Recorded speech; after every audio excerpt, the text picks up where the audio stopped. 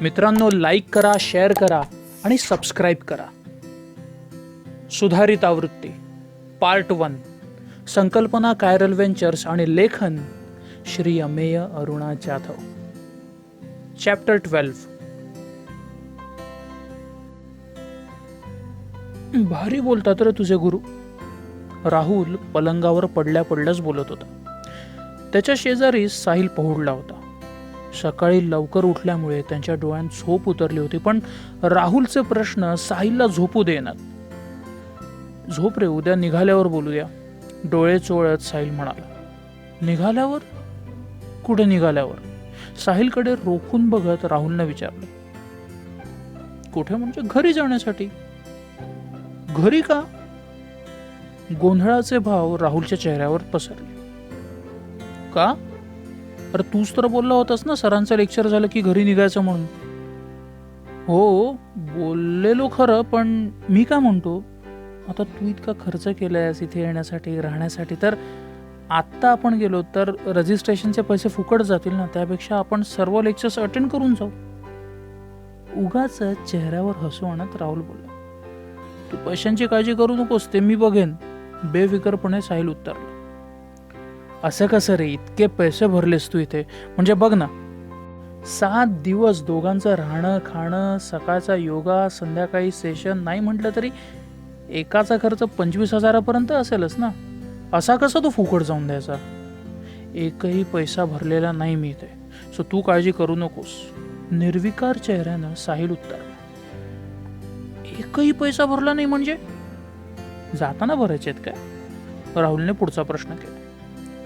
नाही रे, इथे मठामध्ये राहणं खाणं सेशन सगळं फ्री आहे, कशाचेही पैसे घेत नाहीत सर. आणि तरीही कोणाला पैसे द्यायची इच्छा झालीच तर खालती रिसेप्शनवर इथल्या जवळपासच्या अनाथ आश्रमाचे पत्ते आहेत, त्यांना जाऊन देणगी द्यावी असं सर म्हणतात. काय? सगळं फ्री आहे? I don't think so. तू नेहमी येतोस ना, त्याच्यासाठी तुझ्याकडून घेतले नसतील यावेळी पैसे. राहुल आता पलंगावर उठून उभा बसला होता. नाही, कोणाकडूनच घेत नाहीत पैसे, साहिलनं सांगितलं. खरंच?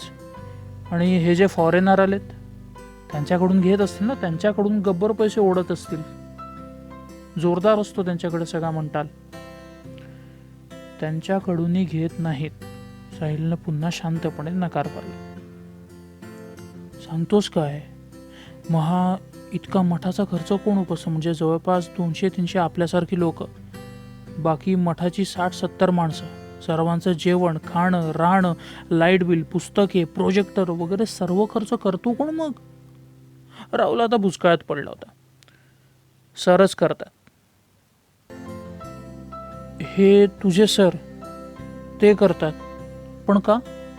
आणि ते कुठून आणतात इतका पैसा? काय गोलमाल तर नाही ना, म्हणजे 2 नंबरचा बिझनेस वगैरे, म्हणजे तो काळा पैसा सफेद करण्यासाठी मठ चालवतात वगैरे, तसा काय गेम? राहुलने आपली शंका बोलून दाखवली. हो खरंच त्यांचा आहे बिझनेस, आणि 2 नंबरचा नाही, 1 नंबरचा आहे. प्रधान इंडस्ट्रीचं नाव ऐकलंस का तू? प्रधान इंडस्ट्री? ते IT कंपनी आहे ना, काहीसे आठवत राहुलनं विचारलं. हां, दॅट्स इट, तीच ती. त्या कंपनीच्या पैशातनंच हा सगळा खर्च केला जातो. ती कंपनी का खर्च करते हा सगळा? राहुल अजूनच भुसकळ्यात पडला. इंडस्ट्रीचे डायरेक्टर कोण आहे ते माहिती आहे तुला? राहुलने नकारार्थी मान हलवली. अरे मग गुगलवर चेक कर, इथला वायफाय पण फ्री आहे, हसतच साहिल म्हणाला. राहुलने लगेच मोबाईलवर प्रधान इंडस्ट्रीची माहिती धुंडाळायला सुरुवात केली, आणि काही वेळातच मोबाईलवरील इन्फॉर्मेशन बघून तो आश्चर्यचकित झाला. अरे या इंडस्ट्रीचे डायरेक्टर तर आपले गुरु आहेत, पण त्यांच्या फोटोखाली हे कोणाचं नाव आहे? जी प्रधान. मोबाईलवरील वेब पेज बघत आश्चर्याने राहुलनं विचारले. जी प्रधान म्हणजेच गजानन प्रधान, म्हणजेच आपले सर. गजानन प्रधान? मग ते स्वतःला बाळकृष्ण का म्हणतात? आणि हा सर्व उपद्व्याप कशासाठी? म्हणजे इतका टर्नओव्हर असताना घरी बसून आरामात सगळं सेट आहे आयुष्य, काय गरज पडले? म्हणजे मला समजत नाही, कॉम्प्रिहेंड होत नाहीये साहिल. साहिल हलकेच हसत राहुलकडे बघू लागला आणि राहुलचा गोंधळलेला चेहरा बघून त्याला अजूनच हसू फुटत होतं. तू हसतोस काय? सांग ना, गुरूंचा काय फायदा याच्यामध्ये? चिडून राहुलनं विचारलं. बरं सांगतो, तू चिडू नको. गोष्ट तशी मोठी आहे पण तुला शॉर्टमध्ये सांगतो जरा. आपले गुरु म्हणजे मिस्टर गजानन प्रधान 8-9 वर्षांपूर्वी फक्त कॉर्पोरेट लाईफ जगत होते. सकाळी उठले की डोक्यात जो कामाचा विचार सुरू होई तो रात्री झोपेपर्यंत, किंवा मी तर म्हणेन तो रात्री झोपेतही कामाचाच विचार करत. एके दिवशी असंच कामात असताना ते अचानक कोलमडले. डॉक्टरकडे नेल्यावर डॉक्टर म्हणाले की कामाच्या तणावामुळे सगळा विकनेस आलेला आहे, तेव्हा विश्रांती घेण्यासाठी म्हणून ते दार्जिलिंगला गेले होते. पण तिथे गेल्यावरही कामातून त्यांचं लक्ष काही निघेना. सतत आपले काम, दिवस रात्र ऑफिसमध्ये फोनाफोनी व्हायची. तिथे सुद्धा आराम करण्याचं सोडून टेन्शन घेत बसायचे की काय झालं, सेल्सचे टार्गेट आहेत, हे आहे ते आहे, सिस्टम वगैरे सगळं ते रगाडा तो तसाच मेंटली चालू होता. आणि तिकडे ते प्रेझेंट नाहीत म्हणून अजून ते हायपर व्हायचे की तिकडे प्रेझेंट नाही आहेत, फोनवरून सगळं कोऑर्डिनेशन करायचं. एके दिवशी दार्जिलिंगच्या थंड हवेत ते संध्याकाळी फिरायला गेले असताना एका व्यक्तीवर त्यांची नजर पडली. एका झाडाखाली केवळ अर्ध्या बाह्यांचा सदर आणि तशाच प्रकारच्या पातळ कपड्याचा लेंगा परिधान करून ती व्यक्ती ध्यानस्थ बसली होती. मिस्टर प्रधानांना आश्चर्य वाटले की कारण मिस्टर प्रधानांनी जॅकेट घातलं होतं, गळ्याभोवती मफलर गुंडाळलेला, आणि तरीही त्यांना थंडी वाटत होती. पण ही व्यक्ती इतक्या थंडीतही इतक्या कमी कपड्यांनीशी बसून आहे आणि तेही न कुडकुडता, हे पाहून त्यांना जरा अजब वाटलं. नक्कीच काहीतरी चमत्कार आहे असं त्यांना वाटून गेलं थोड्या वेळासाठी. थोडा वेळ ते तिथेच थांबले. येणाऱ्या जाणाऱ्या लोकांकडे त्या व्यक्तीबद्दल त्यांनी चौकशी केली, पण कोणासही काही ठाऊक नव्हतं. कोणी म्हणे वेडा आहे, कोणी म्हणे स्वामी आहे, तर कोणाच्या मते ढोंग करून पैसे जमवण्याचा बहाणा आहे त्याचा. डोक्यावर भुरभुरणारे केस आणि छातीपर्यंत आलेली दाढी याच्यामुळे जणू काही तो साधू असावा असं वाटत होता. वयाने जवळपास 65-70च्या आसपासचा असावा. लोकांची उत्तरं ऐकून मिस्टर प्रधानांचं समाधान होईल. शेवटी त्या माणसाशीच बोलावे म्हणून मिस्टर प्रधान त्या व्यक्तीजवळ गेले आणि हातांनी त्याच्या खांद्याला हलवत प्रधानांनी त्याला उठवण्याचा प्रयत्न केला. त्या व्यक्तीने लगेच डोळे उघडले आणि ती मिस्टर प्रधानांकडे बघू लागली. तू आजारी आहेस, ती व्यक्ती अगदी सौम्य आवाजात म्हणाली. हो आहे. त्याच्याकडे गोंधळून बघत मिस्टर प्रधान उत्तरले. मी विचारत नाहीये, मी सांगतोय की तू आजारी आहेस. पुन्हा त्याच शांत स्वरात ती व्यक्ती म्हणाली. हे तुला कसं माहीत? म्हणत मिस्टर प्रधानांनी त्यांच्याकडे निरखून बघायला सुरुवात केली. तुझे डोळे सांगतायत, तुझा चेहरा सांगतोय तू आजारी आहेस, तुला उपचाराची गरज आहे. हो, ट्रीटमेंट सुरूच आहे, आराम करण्यासाठी चालू येते.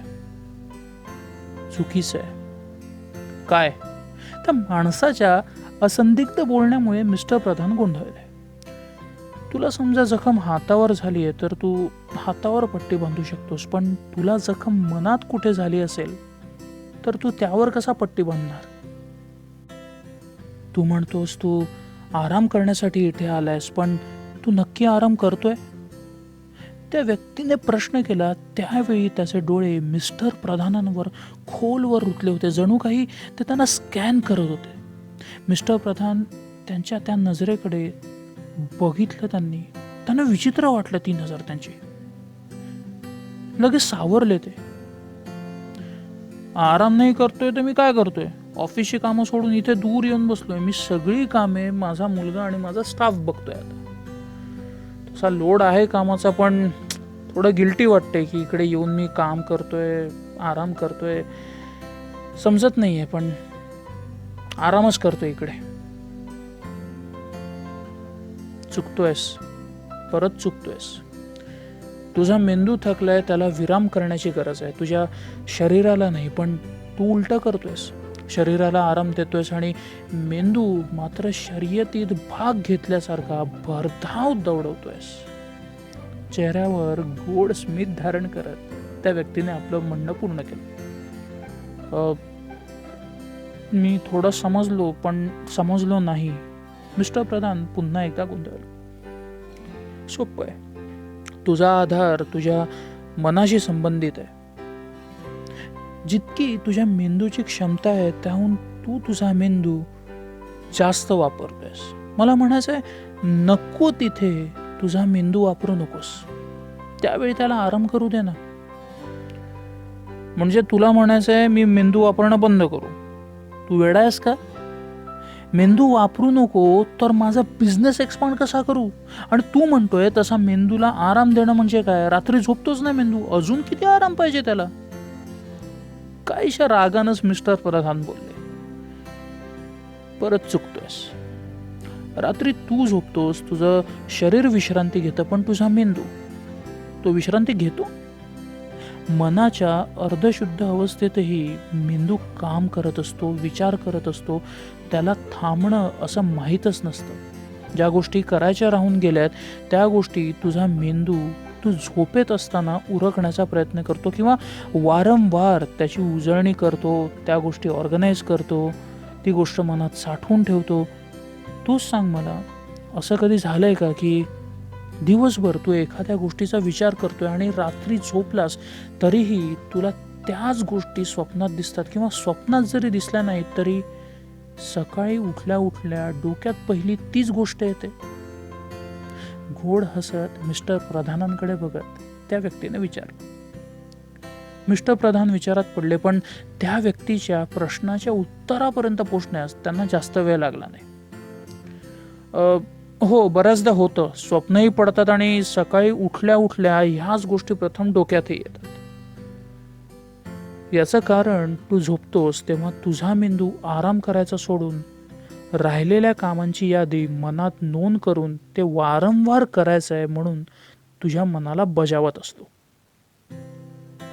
असं. मग मी माझ्या मेंदूला रेस्ट कसा देऊ? ध्यानाने. म्हणजे जसं तू आता करत होतास. खात्री करून घेण्यासाठी मिस्टर प्रधानांनी विचारलं. हो. तेवढा वेळ नाही आहे माझ्याकडे, आणि फुकट घालवायला तेवढा वेळ तर नाहीच नाही. जाऊ दे, चलो बाय म्हणत मिस्टर प्रधान तणतण तिथून निघाले. थांब, कुठे जातोय? ज्या कामासाठी माझ्यापाशी आलास तो प्रश्न नाही विचारणार का? निघालेल्या मिस्टर प्रधानांना थांबवत त्या व्यक्तीने प्रश्न केला. मिस्टर प्रधानही थांबले. ज्या गोष्टीने त्यांच्या मनात कुतूहल निर्माण केलं होतं त्याबद्दलचा प्रश्न संभाषणाच्या ओघात विचारण्याचा राहूनच गेला होता. मी ते हे विचारण्यासाठी थांबलो होतो की मी इतक्या कडाक्याच्या थंडीत अगदी कमी कपड्यातही इतकी ऊब कशी काय मिळवतोय, बरोबर ना? दाढीच्या जंजाळाखाली त्यांच्या चेहऱ्यावर उमटलेलं हसू लपलं. तुला कसं माहीत की मी काय विचारणार आहे? डोळे बारीक करून त्याच्याकडे निरखून बघत मिस्टर प्रधानांनी विचारलं. त्या व्यक्तीला आपण कोणता प्रश्न विचारणार याची कल्पना असणे मिस्टर प्रधानांना अपेक्षित नव्हतं. बघितलं तुला मी आणि तुझ्या हालचालींवरून जाणवलं तुझा काय प्रश्न असेल तो. कधी बघितलं? तुझे डोळे तर बंद होते. हीच तर गंमत आहे ध्यानाची. डोळे मिटूनही तुम्ही समोर काय सुरू आहे ते पाहू शकता, अनुभवू शकता. ती व्यक्ती आता अधिकच गूढ बोलू लागली होती. कसं शक्य आहे? का शक्य नाही? एखादा आंधळा माणूस ज्याला काहीच दिसत नाही त्याच्याजवळ तुम्ही हलक्या पावलांनी जरी गेलात तरी त्याला जाणवतं. त्याचे डोळे नसले तरी त्याच्या अंगी ती शक्ती असते. ध्यानाचंही असंच आहे. मी ध्यान केल्याने शरीरात इतकी ऊर्जा निर्माण होते की बाहेरच्या या जीवघेण्या थंडीचं अस्तित्वही मला जाणवते. मी कुणी महान माणूस आहे असं नाही म्हणायचं आहे मला. मीही तुझ्यासारखाच अगदी साधारण माणूस आहे ज्याने ध्यान करून आपली क्षमता वाढवली आहे फक्त. आणि या ध्यानाचा वापर करून तू सुद्धा तुझ्या मेंदूची कार्यक्षमता वाढवू शकतो. तुझ्या मनाला शांती मिळवून देऊ शकतोस तू. त्या व्यक्तीच्या बोलण्यावर मिस्टर प्रधान बराच वेळ विचार करत होते. काय बोलावे त्यांना सुचेना. बराच वेळ गप्प राहिल्यानंतर ते बोलू लागले. तुम्ही म्हणता ते खरं असेल माहित नाही, पण असा कसा विश्वास ठेवू मी तुमच्या बोलण्यावर? तू आजारी दिसलास म्हणून मी तुला बोललो, अन्यथा माझा काय फायदा तुला हे सर्व सांगण्यात? आणि तरीही विश्वासाचा प्रश्न असेल तर आजपासून केवळ 5 दिवस नित्यनेमाने 10 मिनिटे डोळे बंद करून स्वतःच्या श्वासाच्या गतीवर लक्ष ठेव. 6व्या दिवशी येऊन मला भेट. मी इथेच असेन. सांग या ध्यानाचा काही फायदा झाला की नाही. तुम्ही भरपूर ज्ञानी असाल, तुमचं म्हणणंही खरं असेल, पण माझ्याकडे इतका वेळ नाही हे सगळं करत बसायला. अजून वय झाल्यावर जेव्हा कामातनं मी रिटायर्ड होईन आणि कुटुंबाचं टेन्शन नसेल, तेव्हा हा तुमचा प्रयोग मी ट्राय करेन. ठीक आहे, जशी तुझी इच्छा, म्हणत त्या व्यक्तीने पुन्हा डोळे मिटले आणि ती ध्यानस्थ बसली. मिस्टर प्रधानी त्या व्यक्तीकडे बघत आश्चर्य करत तिथून निघून गेले. साहिल बोलता बोलता थांबला तशी राहुलची तंद्री भंगली. तो साहिलकडे पुढच्या गोष्टीसाठी आशेने बघू लागला, पण साहिल कुठे बोलेच ना.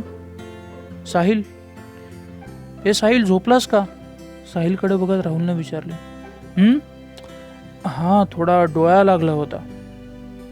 पुढे काय झालं सांग ना. राहुल भरपूरच उत्सुक झाला होता, म्हणजे पुढे काय झालं ऐकण्यासाठी. राहुल, आपण आहोत 7 दिवस येते. तू झोप आता, आपण उद्याला बोलूया ना यावर, मी नक्की सांगतो तुला. असं म्हणून दुसऱ्या कुशीवर वळून साहिल झोपी गेला. आणि गुरूंच्या आयुष्यात पुढे काय झाले असावे याबद्दलचा आडाखा बांधत नंतर बराच वेळ राहुल जागा होता.